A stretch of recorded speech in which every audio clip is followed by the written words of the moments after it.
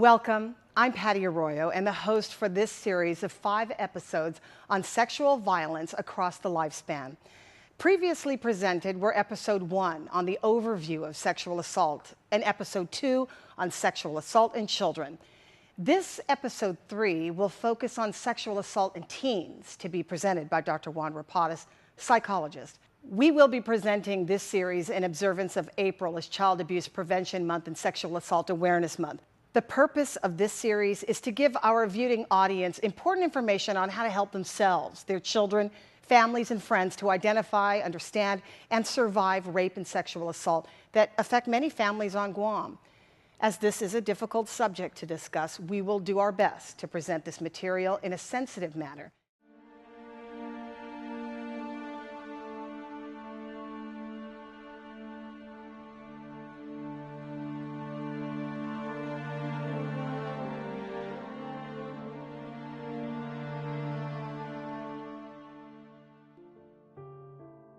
Many children and families have been exposed to sexual violence, and the best way to work on solutions to the problem is to become better educated and begin an open communication in our community to help end sexual violence. Each episode will open with a short video, many of which have been locally produced. To illustrate the subject for each show, our guest speaker for the episode will give us information about the topic, answer frequently asked questions, and provide a list of resources. The idea for this series came about when the Healing Hearts Crisis Center, Guam's Rape Crisis Center, presented to the Rotary Club of Guam about the serious problem of sexual assault on island. In response to that presentation, the Rotary Club of Guam, along with other sponsors and under the direction of the Healing Hearts Crisis Center, decided to create a series of episodes to highlight the problem of sexual violence in our community. The Pacific Daily News published several stories indicating that Guam has 2 times the national average of sexual assault for a community this size. In the aftermath of a sexual assault, the survivors and their families often experience a major disruption in their lives, dealing with the police investigations, medical examinations, and the process through the Office of the Attorney General with a possible trial. Even though the advocates are part of the process to assist the victim through all these steps, this is emotionally draining to the victim and their families. This series of episodes will hopefully provide coping strategies to deal with these high-stress issues. Our speakers will also be addressing ways to help victims and families not only recover from this event, but help the victim heal, as the mental and emotional scars are far more devastating than the physical scars. Let me tell you about the episodes. Episode 1 is on overview of sexual assault, presented by Dr. Ellen Bez and Marissa Uggan from the Healing Hearts Crisis Center, Guam's only rape crisis center. Episode 2 is on sexual assault in children, to be presented by Dr. Kirk Bellis. Episode 3 is on sexual assault in teens, to be presented by Dr. Juan Rapadas. Episode 4 is on sexual assault in adults, to be presented by Letitia Piper from Guam Legal Services Corporation. And the final episode, 5, is on self-care and how to take better care of ourselves, especially in times of stress. That'll be presented by Dr. Pat Timinglow.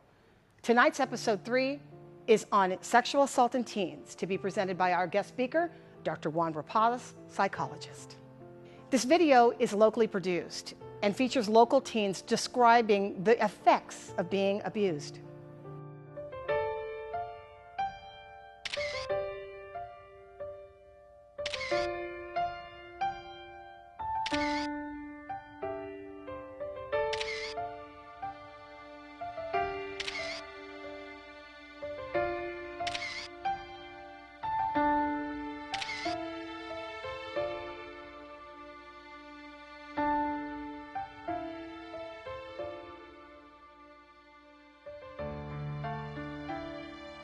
If you have been or know someone who has been raped, talk to someone you trust, family members or friends. Please report the crime. There are people trained to help you. You don't have to deal with it alone. It's not your fault. You're not alone. When we return from our commercial break, we'll hear from Dr. Juan Rapadas.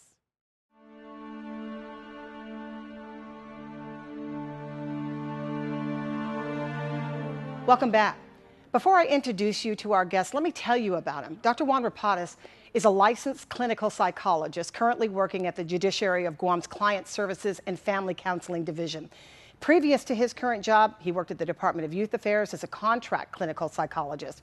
He was born and raised on Guam, was educated at the University of Guam, the University of San Francisco, and the University of Hawaii for his graduate studies.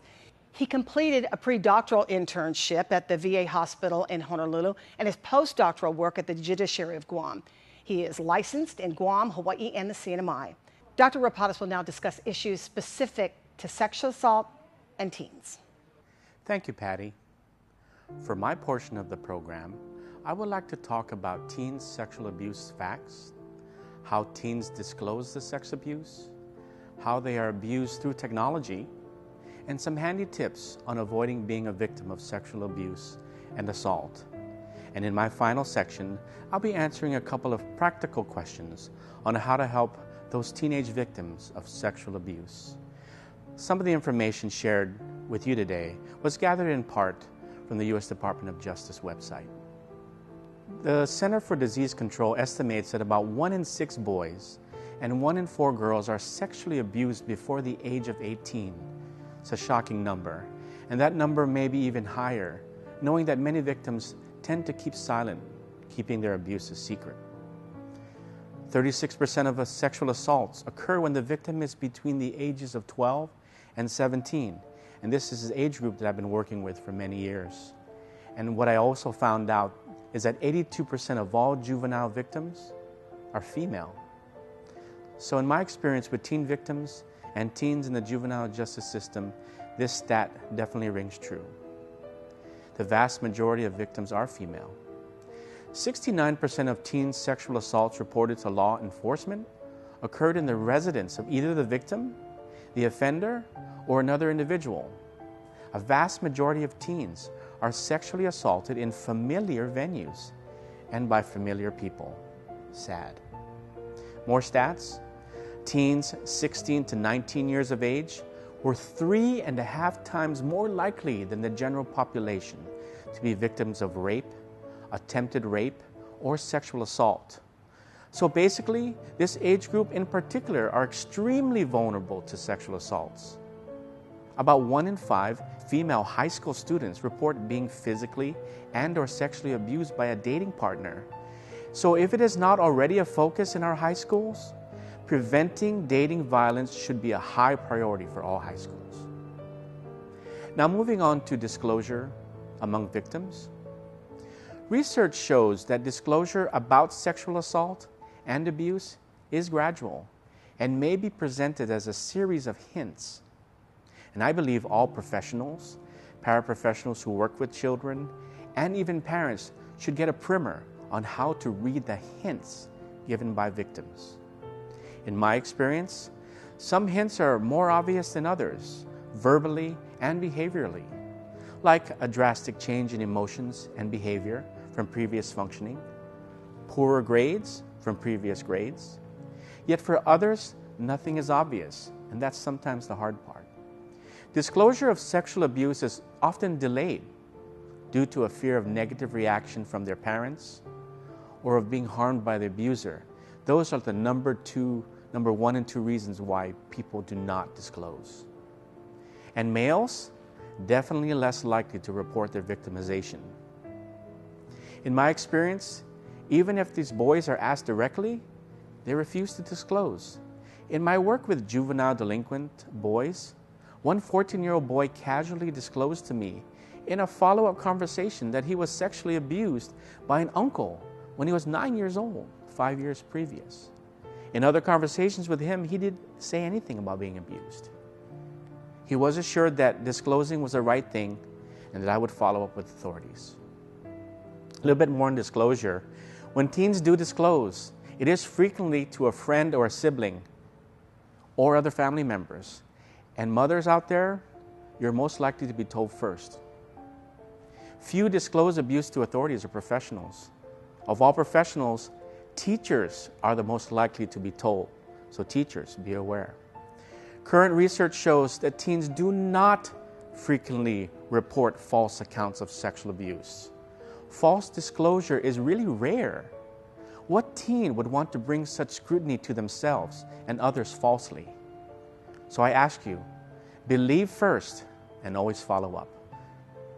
Now a little bit about abuse and technology. Predators seek youths vulnerable to seduction, those with histories of sexual or physical abuse, those who post sexually provocative photos, videos online, and those who talk about sex with unknown people online. More so, teens online, grooming the victim begins early, and perpetrators can be relentless to the point of cyberstalking, which is a crime. Many teens are truly unaware and naive that they are being groomed until it's too late. In 27% of incidences, solicitors ask youth for sexual photographs of themselves. In nearly half of the cases involving an internet-initiated sex crimes victim, the predator offered gifts or money during the relationship building phase. And 11% of teenagers and young adults say they have shared naked pictures of themselves online or via text message. Another stat, 1 in 4 of teenagers and young adults say they have participated in sexting, which is also illegal.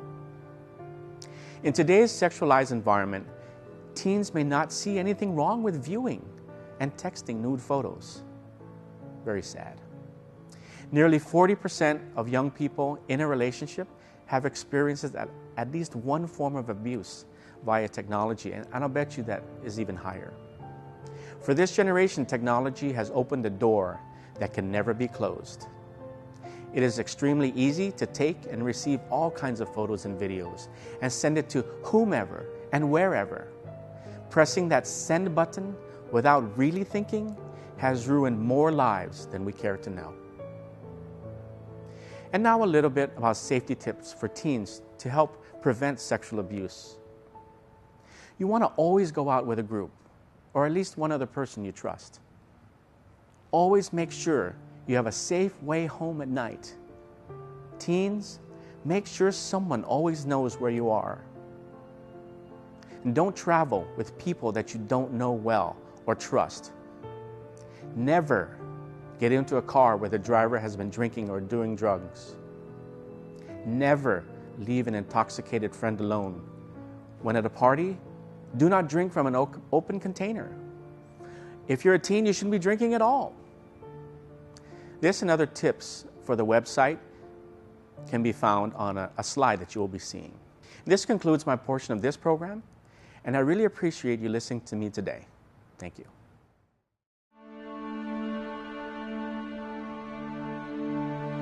Welcome back. Earlier, Dr. Rapadas shared some important pieces of information with regard to teens and sexual abuse. Now, he'll answer several questions. Here's the first question. What do mental health professionals like you do to assess a teen who has been sexually assaulted? Thank you for that question. The answer to that question depends at what stage of the process was the disclosure, the setting of the disclosure, and the age of the victim. Having said that, the rule of thumb is to ensure the victim is away from the perpetrator and safe, even though it's a family member. You ask yourself the question, are the police involved already? And if so, CPS would have likely been called to assist in the case, and Healing Hearts as well. The mental health professional and other stakeholders would need to ensure that the victim is not telling her or his story over and over again, one after another. There will be no re-victimizing of the victim. Today, Guam does have a good policy about handling the sexual assault victim, and we all aspire to ensure the victim is not victimized again, and that their care is coordinated throughout the entire system. Law enforcement officials and Healing Hearts staff have their mandated duties to fulfill, usually leaving the mental health professional to assess for psychological symptoms and to properly diagnose and render treatment if necessary. And if family members need to be involved, which is likely, they will be seen by the mental health professional as well. As adults, we must act quickly or the teen loses faith in us and learns that adults and the system are not worthy of trust. Unfortunately, it then leads to more silence, and I've seen that happen. The teen says to him or herself, "What's the point in telling anyone? Nothing gets done anyway." And when I can intervene to right the wrongs, I do. Question 2, as a follow-up to the first question, how do we care for a teen who's been sexually assaulted and abused? Thanks. That's a good question. And this question can be answered depending on who the audience is. For non-offending parents, you must allow the process to happen for your child to include law enforcement officials and other government officials. Let them do their job that they're trained to do. Please cooperate with the officials. Support your child throughout the process and make sure all appointments, meetings, hearings, and therapy sessions are attended. For investigators and law enforcement, this system needs to ensure the utmost behavioral and emotional safety for the teen, and to ensure that if there were to be any justice for the victim, evidence is properly collected, interviews with the victim and others are done properly, keeping in mind the physical and psychological integrity of the teen. Many years ago, I recall a young officer who told a teen male victim during the initial investigation, he said to the teen, "Just try not to be bothered by the sexual abuse. You can get over it." I was shocked, and I know the officer had good intentions, but especially in the beginning stages of the discovery and the disclosure, we must refrain from advice and just focus on the facts, the evidence, the story, and the emotion. Depending on the severity of the abuse and who the alleged perpetrator is, the clinical and behavioral presentation will vary. It is essential that a professional who is experienced and educated in trauma-informed care help lead the subsequent care after the initial steps of the investigation. For severe cases, the goal is to get the setting of the teen physically settled safely, whether it is in the group home, a foster home, other relatives, and to get them back into a safe routine and to help them become psychologically stable to a point where they can actually work with everyone to help care for themselves. In my experience, every teen's case is unique and requires a great amount of due diligence and care, some more than others. In today's world, the caregiver must also be familiar with the technology that is in the hands of the young and the complex social networking that the young people have gotten themselves into. As long as we, the adults in their lives, have the right amount of compassion, experience, and training, these victims, these teens, will be in good hands. And if you, as an adult, feel unsure how to proceed when a teen discloses to you and you do not have experience or training, get it. Ask us professionals and refer. Thank you very much. Thank you, Dr. Rapadas, for sharing your knowledge on teens and sexual abuse. When we return, we'll share our resource list that you can use as a reference.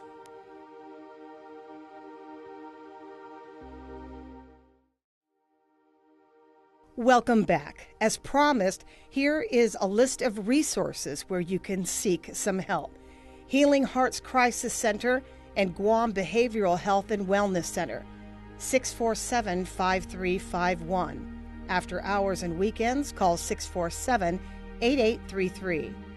The Guam Police Department Victims Assistance Unit, 475-8620 or 472-8911.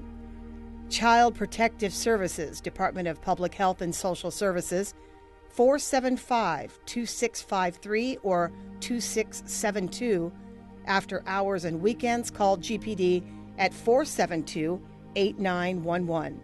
Ifamagunta, 477-8848 or 49. Department of Youth Affairs, 735-5010.